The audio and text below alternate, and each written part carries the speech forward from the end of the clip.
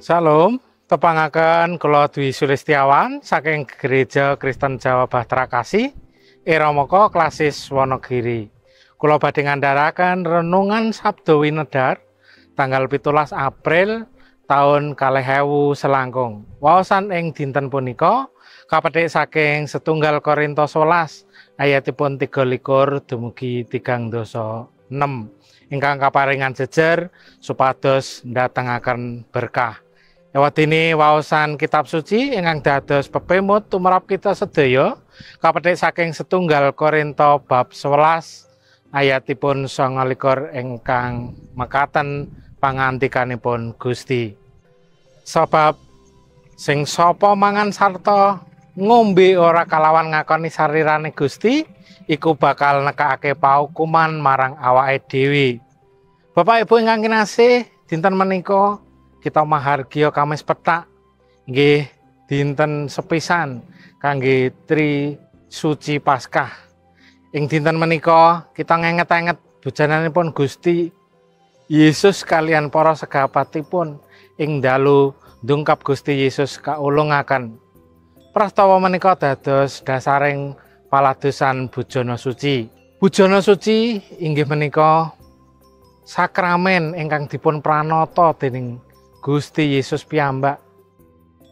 Wonten ing ayatipun 21 wonten ing setunggal Korintus bab 11 kala wau ngandikaaken lan sawuse saos syukur tumuli dicuwil-cuwil sarta ngandika, iki badanku kang kaulungake marga saka kowe, iku padha tindakno minangka pangeling-eling marang aku.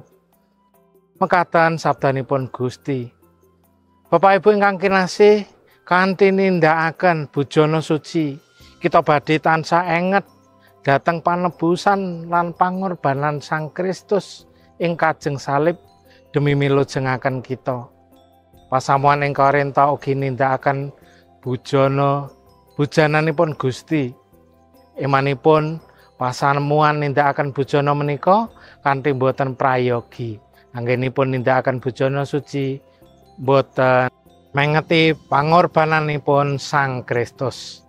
Nanging malah ngginakaken kasempatan menika kangge nedha ngantos tuwuk lan mabuk. Rasul Paulus ngengetaken bilih pakulinan-pakulinan menika klentu. Bujana suci kedah katindakaken kanthi sikep manah ingkang tumemen supados boten ndatengaken paukuman. Wonten ingkang ringkih sakit malah ugi nemahi pejah. Bapak Ibu ingkang kinasih, bujana suci dipun tindakaken ngantos dumugi ing wekdal samangke, ing wekdal-wekdal ingkang katemtokaken. Gereja-gereja nindakaken sakramen bujana menika ancasipun supados mengeti malih sedanipun Sang Kristus ing kajeng salib. Anggen kita nindakaken bujana suci supados ndatengaken berkah inggih menika nalika kita nderek ing pambujanan. Kita kedah ngakeni sarinanipun Gusti.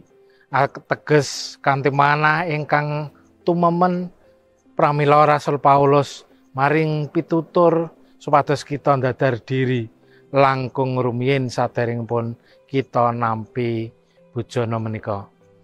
Pangandikanipun Gusti menika boten meden-medeni, ananging supados pepenget dhateng kita, supados bilih nindakaken sakramen bujana kanthi manah ingkang tumemen menika minangka tandha panuwun syukur lan pakurmatan kita dumateng Gusti.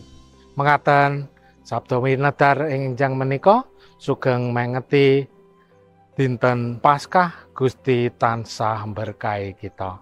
Amin.